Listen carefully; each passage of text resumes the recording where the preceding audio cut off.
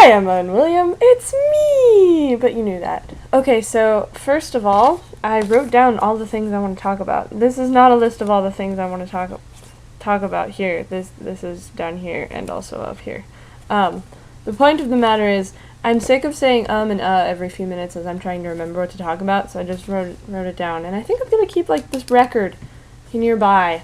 Anyways, first thing I want to say is I think the time limit is dumb because we've been going over for every video we've made, like every single one. So let's eschew the time limit and only be punished if we miss a video for a not good reason. Yeah, works for me. There it is. I said Do you see how that works? Anyway, let me know if you guys agree. Second thing I want to talk about, air conditioning. Air conditioning is awesome, alright? It is completely and totally awesome, and I love it when I'm coming in after walking around on a hot, humid, nuggy day, and I know you agree with me because I know there's a heat wave hitting you guys too. But, I mean, I come in, right, and then I sit down for a little bit, and I'm watching TV or something, and then I'm cold. So I put on a blanket, and someone's like, dude, it's 95 degrees outside, what are you doing with a blanket? And I say, it's 95 degrees outside, but it's like 63 in here. Nobody understands me. AC problems.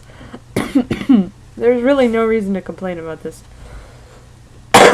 Second thing. Emma, are some of the jeans in your multiplying gene drawer mine? I mean, just check for like size 10 or 12. Just make sure. Just curious, you know. The next thing is William. I finished the Mark of Athena. Oh my god. Oh, Rick Riordan, why do you do these things to me? Have you seen the cover art for the next book? Oh, it hurts my heart. It hurts my heart. Also, have you heard about the son of Sobek? Holy crap. Crossing the mythological. It makes me so happy. I'm gonna have to like go to a bookstore so I can read it. It's apparently just a short story in the back of like the paperback version, which sucks because I know you like the hardcover and so do I for that matter. So anyway, Rick Riordan, blah. I also reread Watership Down. I think that everyone should always read that book all the times, but I know how you guys feel about it. I don't know, it might be worth looking into, you know.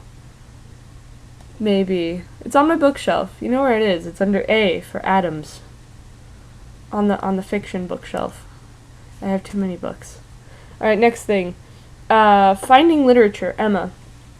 Basically what you have to do to find good books is to read books and then decide if they were good or not. I can recommend some to you. The Book Thief is... I'm only halfway through it, actually, at the moment. But The Book Thief is excellent. And then there's, it's all the way over there. Not worth it. Okay. So The Book Thief is excellent. Then there's American Born Chinese. It's actually a graphic novel, but I found it really, really interesting and also very artful. You guys might like that. Emma, you just gotta read fiction. I mean, John Green's a good place to start. You could always go through the Vlogbrothers videos and ask for book recommendations from him because I know he tells people all kinds of books that he wants them to read. Next thing is, your Cyrano de Bergerac character, Philip. It is a sad but true fact, Emma, that even smart girls fall for stupid guys. And it's not even really that we don't know that they're stupid. We just don't know that what we want is a smart guy. Alright? Alright, so think about your criteria for the guy that you want to date someday, okay? He's gotta be intelligent, right? Why does he have to be intelligent? Because you know that you're intelligent, okay? But half of these girls have never been told that you are smart, okay? That they have the capacity to be smart, that it's okay to like math, that it's awesome to like science. It's awesome to like science, guys. Or that it's... interesting. To be interesting, to care about weird things is a good thing. It's good because it makes you you. Incidentally, on the whole math thing, that is to say that the liking math and making you feel self-conscious about liking math, I've thought about that at length, about the whole science and writing thing, how that there's a disconnect there between the two things that I really love most. And When I've come to the conclusion that as long as I'm being me, it doesn't matter really what people label me, you know? And as long as I'm serving God, I know that I'll have no trouble being me. Does that make sense? I mean, if you are living the life that God wants you to live, then that means you're becoming the person He's always meant for you to be. And if that's true, then what other people say or think, it doesn't really matter. And of course it does kind of, you worry about what other people think of you, and I understand that. But I think that an understanding of who you are, that's a step in the right direction in not caring what people think. Or if not being uncaring, then at least being less conscientious about it, you know? Making sure that the way that people look at you doesn't change who you are. Wow, that was deep. What was the point of that? Philip! Okay, so a lot of girls, since they don't know who they are, since they don't know exactly how smart they can be, they don't look for smart in a guy. So, I don't know who your Roxanne character is, but if she doesn't know exactly how smart she is, then she may or may not care if the guy that she looks for is smart. Also, you should know by now that oftentimes we women have very dumb ideas about the kind of people that we really want to marry and date and like. I mean, sometimes we fall for guys for stupid reasons because they're very, very hot. You know, if a very, very hot guy started paying attention to me and asking me out on a date, I would probably give him a chance even if I didn't think he was that smart. Because, you know, partly in the hopes of there being hidden depths.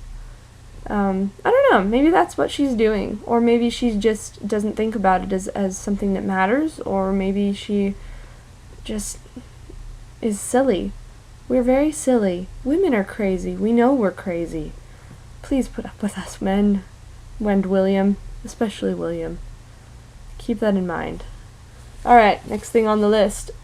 Okay, so your description is awesome. Okay? There was part of it that wasn't awesome. You said that something was grumbled out of his mouth. To use the passive tense, it makes your writing less strong, less firm, okay? You could say,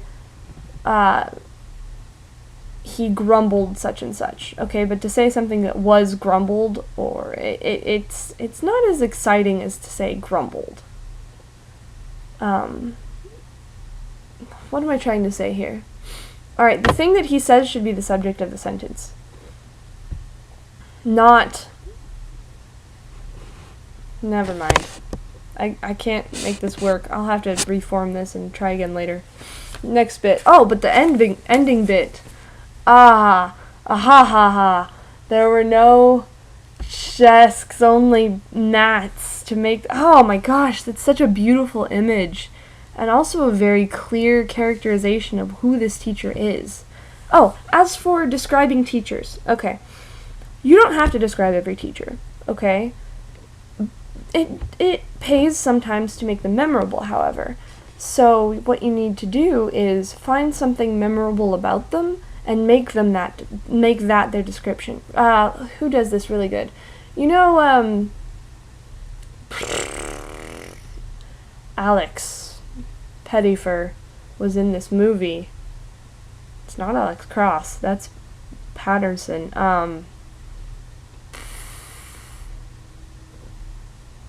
Oh my goodness. They're spies. They're spies. Stormbreaker. You know what I mean. Okay, the series of books about spies that starts with Stormbreaker, written by Anthony Horowitz. Google it. Whatever. Anthony Horowitz is excellent at finding little details about people and making that their description. Like, there was this one villain he described who was a black guy with a single gold tooth, like, and with a diamond set in it. I read that book 7 years ago, and I still remember the black guy with the diamond tooth of the gold tooth of the diamond set in it. because he's that good. You know, he focuses the descriptions on one thing, so that's what you remember. So if you must describe a multitude of characters, then I would say that that's a good place to start. If they're more important to the story, then spend more time describing them. You know, make characters as memorable as they need to be for your audience to know who they are when they become important. Okay, next thing.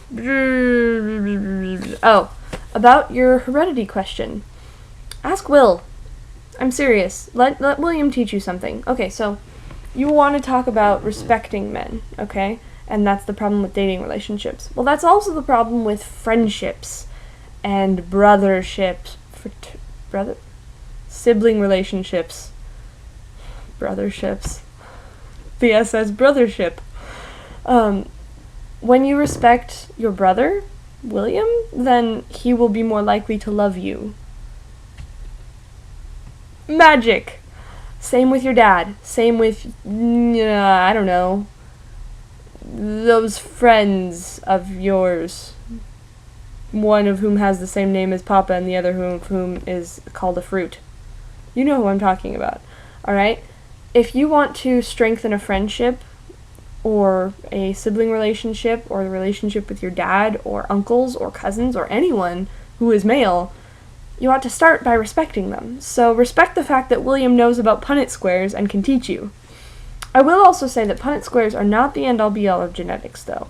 I mean, sometimes you have the genetic trait, but it doesn't express itself because something went wrong, there's a mutation, or there's other genes involved. Genetics is super complicated. I mean, you want to read about the Human Genome Project? That is a serious... Oh my gosh. To study, they study everything about human beings in genes, except that's not everything about human beings. It's a curious dichotomy between our genetics and our upbringing. You know, the whole nature versus nurture thing. What are we because of our genes, and what are we because of what happens to us? Interesting things to think about. Alright, next thing is, William, it's the right stuff. We are the right sibs, but it's the right stuff. And I know something else comes up, but that's okay. Someday when we're famous, probably won't ever happen. It'll be us that comes up. And actually, by sheer volume of videos that we're producing, we will probably outnumber the other thing that is also called the right stuff pretty soon. So, call it the right stuff. And finally, try to upload your video again, because I missed it. I can't find it anywhere, and it makes me sad inside. I want to see you guys. I miss you guys already. Oh, one more thing. We should put a picture of the three of us on the Wright Sibs as our avatar. Do people still use that icon? Whatever. The little box that has the little box beside our name, we ought to put a picture of the three of us in. And ask Mom if she has any good pictures of the three of us from your visit over here. Anyway, I miss you guys, and I love you. And William, I'm going to die if the next book, Percy Jackson book, that is to say, if the next Heroes of Olympus book does not come out soon. I'm gonna fall over dead, like this.